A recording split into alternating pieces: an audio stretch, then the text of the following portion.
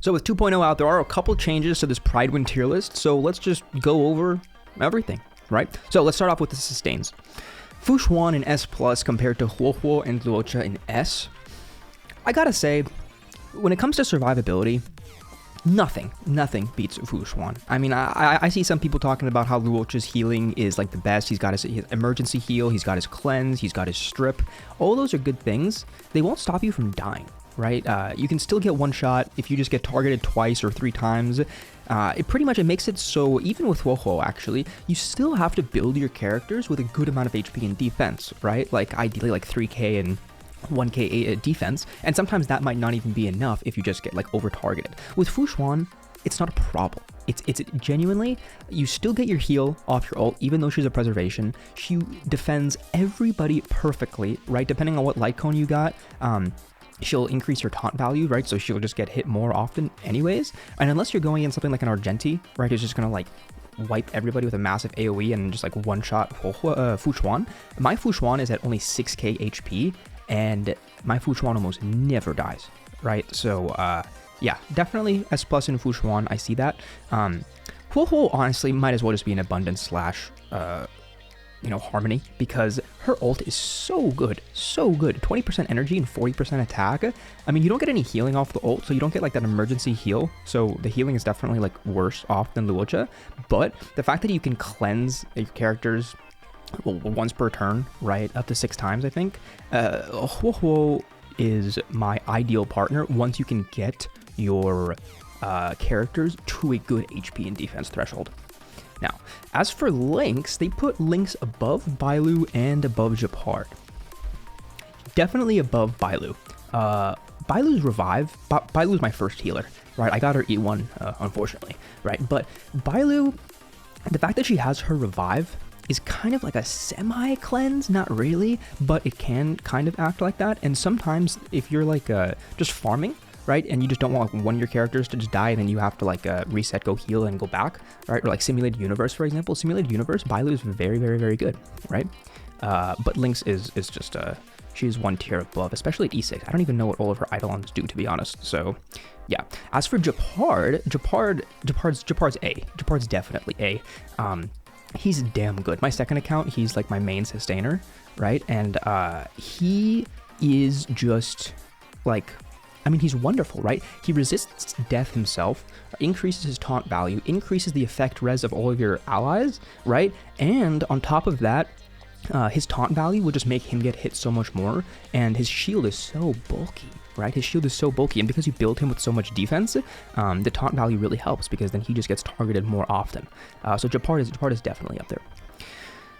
I actually just leveled March 7th. Just leveled March 7th last night. I just farmed her those little blue crystallized things or whatever, her boss materials. So I'm very interested to see how March performs with her freezing ability, and how often you can freeze. Because if you pair that with Ron-Mei and just get like some consistent freezes, she's going to be damn good. She almost is kind of like Misha in that way, where you have that freeze on the ult, and it will be a benefit in certain fights. Definitely.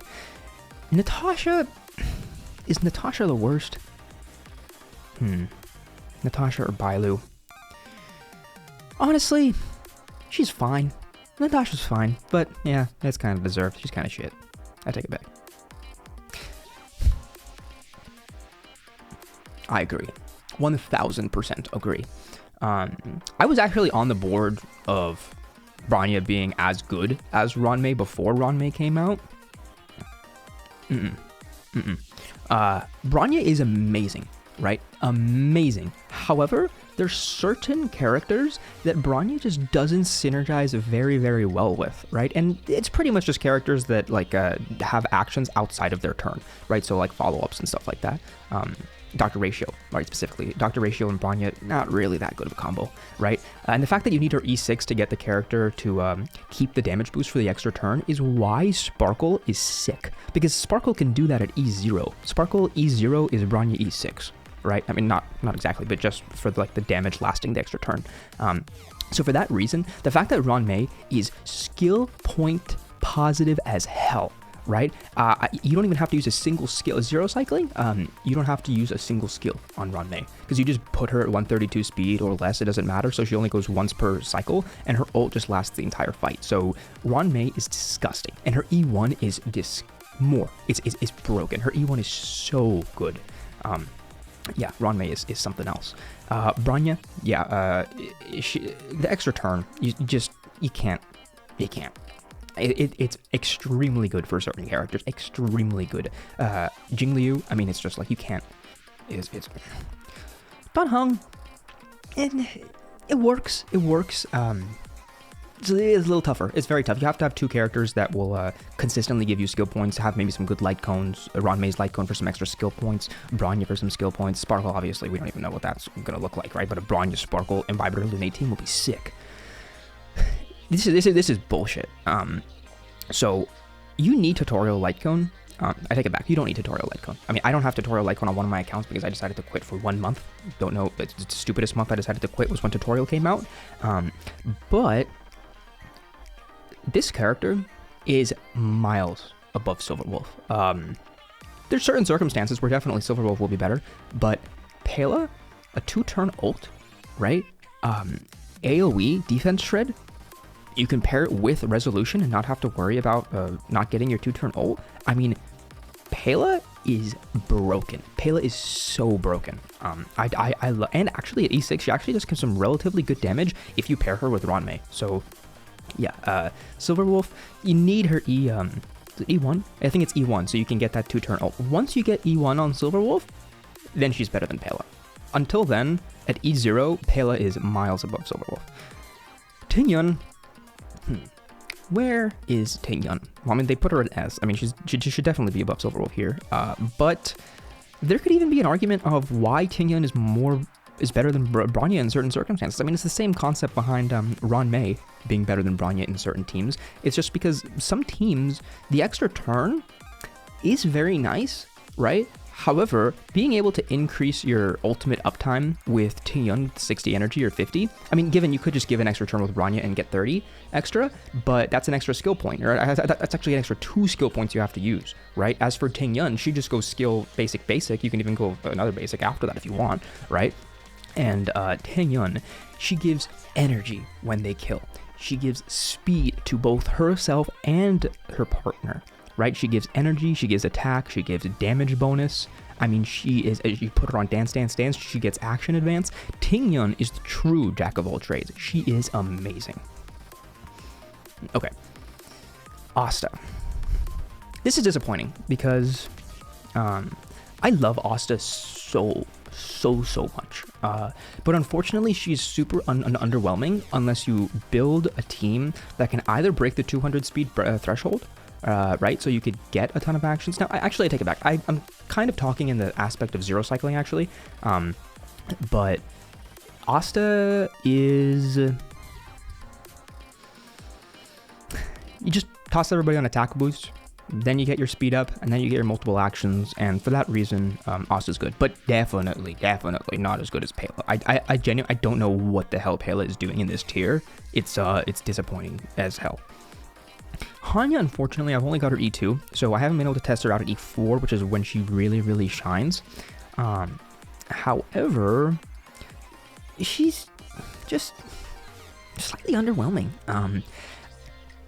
Although there was some synergy with Danheng, QQ is the true synergy with Hanya, because you funnel your skill points in a way where you can like just start the turn like with 5.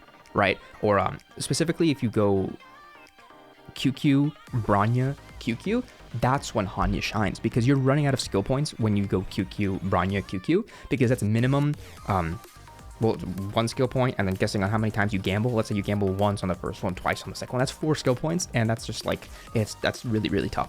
So the skill point generation makes it so Bronya and QQ are a great team. And Yukong, my beautiful Yukong. I've got an E6 Yukong. I love her. She's always on my team when I use DPS Welt. Before my crit rate was high enough, she was always with Dan Heng, and now that the crit rate, I just pulled the signature light cone, so if you do have a signature light cone, then the value of Yukong, in my opinion, goes down, but the crit rate is such a good buff, but it's kind of like a nuking buff, right? It's not like for casual gameplay. Yukong is not for casual gameplay, but for like some like sweaty nukes, Yukong is good, but I guess maybe for this situation, she does deserve to be in B.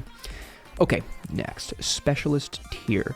I'm not entirely sure what specialist tier means. Specialist rating is heavily influenced based on the damage they provide, defense or efficiency boost created by the unique teams these characters create, or the utility they provide against certain encounters. Okay. Is Kafka above Black Swan? That's kind of a tough thing, because I like Luca, right? Luca is one of my favorite dot characters, and before I used to use Luca with Kafka, right? Luca and Black Swan are just as good. You can't trigger the bleed again, right?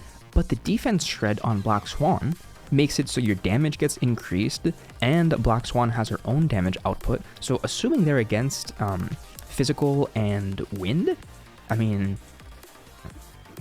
guess this started based on, does Kafka deserve to be above Black Swan?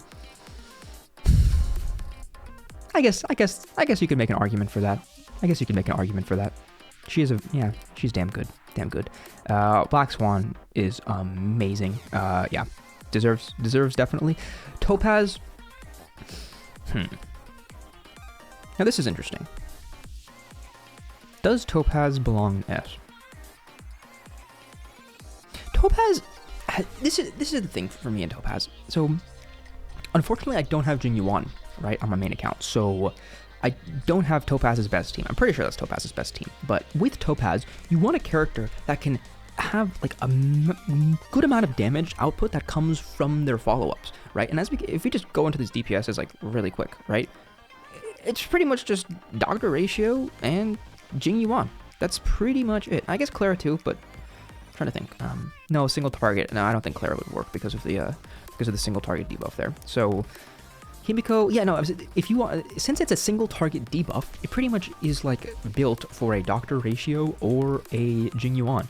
And when you build Doctor Ratio or Jing Yuan, actually let's not talk about Jing Yuan because I'm not entirely sure about that. But for example, with a Doctor Ratio, there's other characters that work just as good, right? And like it won't increase your skill damage, won't increase your ultimate damage. Her damage herself, although I don't have her signature light cone, so I don't know if it's a very big difference, but her damage is just underwhelming, extremely underwhelming. So I don't know if it makes up for the buffs that you can get from like a Tengyun, right? Like a Tengyun, a Pela, a Branya, a Ranmei, all these four are so much better than Topaz in almost every way that Topaz is, you almost need like 8 characters. Like you almost actually like want to rate it off having 2 teams and you need to build 8 characters, then Topaz will increase in value. But like out of all the other characters you'd want to pick to support your character, Topaz, right? Topaz is nowhere near the level of a follow-up enabler than Kafka is as a dot enabler. Kafka is so much better at what she does than Topaz at what she does, right? But yeah. Luca over Sampo. I agree because I love Luca. Luca is amazing. You should check out all my Luca videos. All right, I've got a couple like a 500,000 punch. All right, God, I love Luca. Although only good against physical weak enemies, so you can break them. But if you can break them, he's like S. He's 100% S if you can break. But the fact that he's only good against physical, and there's other characters that are good off element, like Sampo is way better than Luca off element. The fuck is Jui in specialist for? That doesn't make sense. Specialist, good against certain characters? It's literally the opposite. Okay, so this does not make any sense. Jui is the opposite of a specialist. Jui can quite literally go against everybody. Does she benefit going against Quantum Weak? Of course. Does she need to go against Quantum Weak? No. Like, you can have the boss of the second wave be Quantum Weak and the first two not be Quantum Weak, and there's no problems, right? As long as you use her with Ron Mei, right? Because her ult will take out pretty much half of every elite's toughness bar, no matter what the element is, and then her, as long as you have her E2, her follow-ups will also whittle down their resistance. So you just pair that with a couple other characters that the enemies are weak against, and Joy is amazing. So I don't know why she's in Specialist, but whatever. Yeah, but Sampo with that re-trigger of his E4 is damn good. I mean, it's just like all of these three are like little dot enablers in their own way. And for that reason, I think Gwynaifen is 100% an S. Wait. What? What? Why did they put Welt in B? So, I have E4 Welt. Why do I have E4 Welt? Because I've lost my last 3 50/50s to Welt, and my first 5-star was Welt, my second 5-star was Welt. Everything has been Welt. Welt is amazing.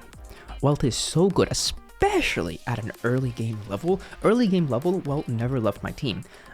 Speed reduction on 2 parts. Speed reduction on ult, speed reduction on skill. Amazing. Action decrease, or action whatever, pushes them back, right? Amazing. If you manage to get Welt's E2, not necessary, but let's say you just put him on ERR rope and pair him with Huo, or you do have his E2. Forget about his E2 though. Let's just say he's with Huo for some energy, and he can get his ult up relatively consistently. The enemies don't move. The enemies don't move. They just get sent to the back of the line. Their action values, if you break them as well as pushing them back, will quite literally be like 250 sometimes, right? Welt is way better. Su Shang, similar to Luca, Su Shang is very, very, very, very, very good, but only against physical enemies. But if she is against physical enemies, she can nuke, similar to Luca. It's just the concept of the break with bleed. Break bleeds are so good, right? So good. And Gwynaifen as a support character, I mean, I don't even... Yeah, I guess she's a specialist. Is she a specialist? She could almost be an amplifier in a way. She honestly could almost be an amplifier, but no, she's a specialist. I could see that. 21%, right? 21% vulnerability across the board on everything. Now let's just compare just that part of the skill to the other characters that give you vulnerability debuffs, right? Sampo, 30%, but only dots. Luca is 20%, I believe, right? Welt is 10 or 12%, I think, and Gwynaifen is just 21, right? Now it does have to stack up to 3. You get her E6, and this is E6, so this stacks up to 28% vulnerability, and in that sense, Gwynaifen is amazing. And the fact that Black Swan is out now 100% should push Gwynaifen up. Gwynaifen shouldn't belong in B, she should 100% be in A, because her ult triggers Arcana, and although the burn break is not as potent as like even the wind shear, right, or obviously a physical, it does have good front-loaded damage, right? The I believe it's got a 2 times I think it has a 2-point multiplier on the initial damage, but then the DOT damage is just much lower because it's just a 1 times multiplier compared to something like a shock, which is like a 1.5, I believe, or like a, oh no, might actually be 2, but yeah. So Misha in C. Well, why? I don't like Misha, right? Did I build Misha? I just built Misha a couple days ago. Did I zero cycle with Misha? Yes, right? Misha can zero cycle MOC 12. But then again, probably every character can zero cycle MOC 12 if it's an on element. Why is he a specialist? I mean, in the role of a specialist, I guess you could say he's C because he's a shit specialist, but he shouldn't be in specialist. He's just a damage dealer. But he does have that freeze, so whatever. I don't know.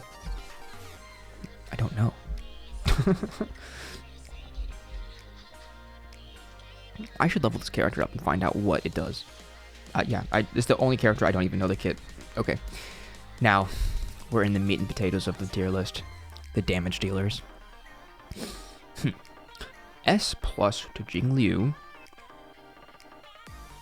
And it goes down in this order. So, let's talk about Jingliu in a second. Doctor ratio over Imbibitor Lunae is weird. I'd say it's weird. Once Sparkle comes out, this is tossing up there. 1000% this is going up there. But as for now, this is probably only because of the MOC buff, I'm assuming. Because the MOC buff obviously benefits Doctor ratio like hell. So if you count that, then yeah, it's better than Dan Heng. But every other scenario, very, very good Doctor ratio. But not as good as Dan Heng. And so, back to Jingliu. Once Sparkle comes out, she should be under Imbibitor, but the fact at E0, the fact that she's just so skill point, like, neutral, kind of, right? Just has to use your skill twice, or you enter the fight with one. The team building versus a Jingliu and an Imbibitor, especially early game, is much, much better for Jingliu. Now, late game, I think Imbibitor... Does Imbibitor squeak it out? Yeah, it's kind of a rough one. For now, I think Jingliu does just belong in there just because of the skill points. But one skill point isn't as much of an issue, then Dan Heng is definitely. And QQ over Seal. This is a weird DPS list. I don't know where they got. I wonder how they. Is this based off MOC? It is based off MOC. So, okay. I love Seela. Right, Seela is so fun, super, super fun. Is she better than Argenti? No. Is she better than Blade? I want to say yes. I want to say yes. Is she better than Clara? Yes. Is she better than Jing Yuan?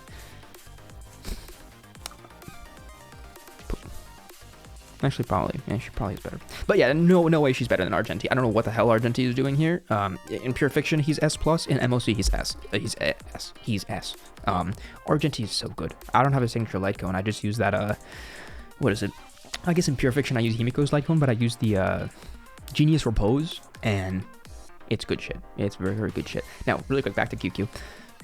Gambling on QQ is so fun. It's kind of hard to rate her, so I'm guessing they would rate her. Well, you would either rate her as like the average of what she could do, or you would rate her at what her optimal scenarios would be. And I'm assuming it's not optimal scenarios because then QQ is fucking insane. But as like an average amount of gambling luck, then she does belong in S. She does belong in S. She's just broken. She's just broken, especially if you can trigger Autarky with 4 skills. I mean, it's just, you can get like over 450% damage bonus depending on what other supports you have, and it's sick. Yeah.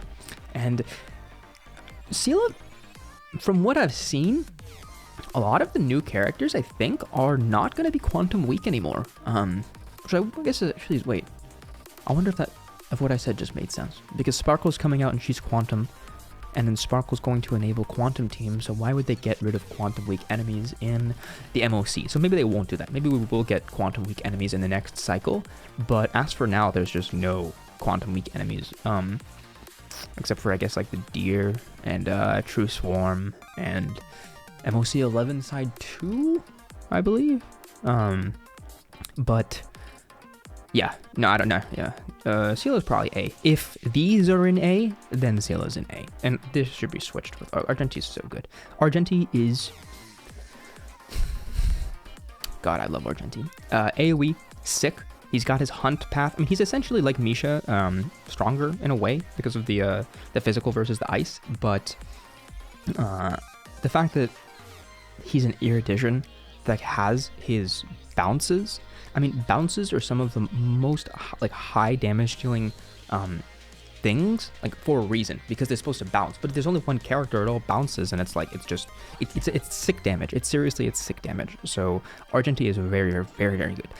Blade is in a weird situation because you pretty much have to use him with a Bronya and a debuffer for a defense shred because there's just no other way to increase his damage. I just said that, but I take it back because you've got Ranmei with the damage bonus and res pen. So Ranmei is very, very good. I wonder if... Oh, yeah. I've used Jingliu, Blade, and Ranmei in the team.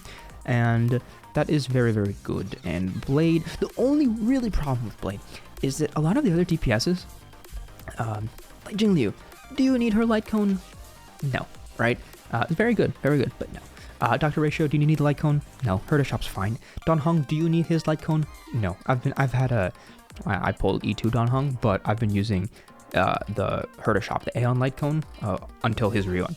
So he just reruns, so I did pick up his light cone. But before that, he was on Aeon and he was zero cycling everything, so I don't even know why I got his light cone, just because I figured he deserved it. Yeah, for that reason, Blade's light cone has so much value for him that it's almost like a need to get his light cone, because that Arlen light cone, to get that S5 is tough, right? And his light cone just is like a 20% damage increase, I believe. Like, it's just very, very important for him versus other characters with their signature light cones. Now, Clara. I haven't used Clara for a long time. I zero cycled MOC 11, I believe, a little while ago, last patch or the patch before with Clara, and very, very, very fun. Although, I almost had to run her only with Yukong, or always with Yukong, because unless you have a crit rate,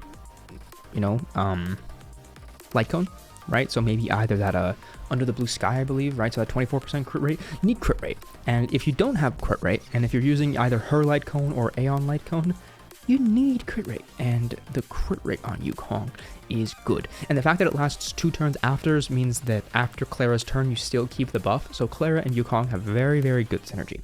Very, very good. Is Clara above Jing Yuan, though?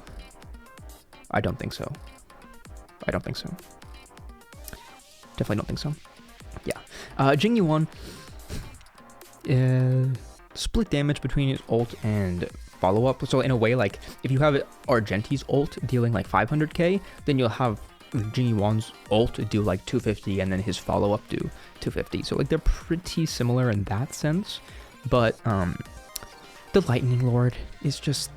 it's just such like an unfortunate aspect of the kit that you can't like improve. You can't speed up very much. You can't action advance it. You can't get more than 1 drop per cycle. So it is tough. And of course, his light cone is so good. So if you do have his light cone, I bet he's great, right? So I do want to pick up before dawn, but only for QQ. Okay. Herda in S+ for Pure Fiction. B for MOC. That's fair. I mean, this is the MOC guide. This is the MOC tier list. So is she B in MOC? Well, she's not better than Don Hung. Don Hung is very, very good. So, I don't know. Let's go see what's next. Himiko on B as well. Himiko. I leveled Himiko. Haven't actually tested her out too much. So I am going to have to see if she actually does have a good amount of damage output, because obviously no crit rate ascensions, I'm assuming. Right? I don't think she has any crit stats. Maybe she does though. But Serval and B is Serval good? I've only gotten 1 Eidolon on Serval ever, so I haven't ever had the desire to build Serval. But maybe she's good. I don't know, but there's no way she's better than Don Hung, Yanqing, even Arlon.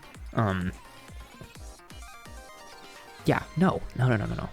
Don Hung is so good, right? Respen on talent, 40%. That's amazing. You got the extra turn if you kill on the ult. That's amazing. You've got skill increase from his talent. That's amazing. The only problem is that, like, if you don't have his E4, I believe, or maybe it's his E6, so his talent can, like, trigger every other turn instead of every 3 turns. That is a pretty good increase, but you do have to kind of, like take your turns in a certain way. So, like, if you use Don Hung with Bronya, you have to make sure that you use, that you have his talent up on Bronya's, like, action advanced turn that she gives Don Hung. So you don't want to waste your Respen on just, like, a normal attack, right? You want it to be, like, super buffed. And as for Hook, I mean, I've seen some Hook 0 cycles, so I know what they can do. So Hook is damn good. Arlon, I've seen the Arlon Zero cycle. I'm going to build Arlon. Just got his E6, so I do want to see what he can do. Does he belong in D? The D tier list on a DPS shouldn't exist, because if there's no Ds inside the other categories, these characters are all in the same level. Honestly, all of these characters are very, very, very similar level, and all you need to do to make Yanqing shine over Herta is have a very good hyper carry setup, and it works, right? And every single character, if you just buff them through the roof, they all do massive damage. All do massive damage, right? Dan Heng will do over like 220, I believe. I've gone on his ult before, and that's not even with that's before Ron May came out, right? So with the res pen and with the extra break damage, I don't even know what that would be now. But yeah, and Yanqing, I don't know why Yanqing is the last character. If anything, the Trailblaze should be the last. Yanqing is not that bad. He's definitely up here in B. Yanqing is not that bad. Yeah, comparatively. And yeah, Arlon with that is, yeah, this last row is interesting. But yeah, I guess that's the MOC tier list, right? We've got the Pure Fiction tier list, but I don't really feel like going over this. It doesn't seem like there's much of a change. I do see that they did put multiple characters in S+ and Pure Fiction, so I'm not sure why they didn't just put multiple S+ characters in here, because Huohuo is also S+ here. Trying to think. Maybe they put it there because Pure Fiction doesn't hit as hard as MOC, so I guess I can see that logic if that's what they used. But thanks for watching the video. Please, let's have some discussions in the comments. Let's see what you guys think about these characters, and I'm excited to have some dialogue and converse. So, like, subscribe, and thanks for watching again. Adios.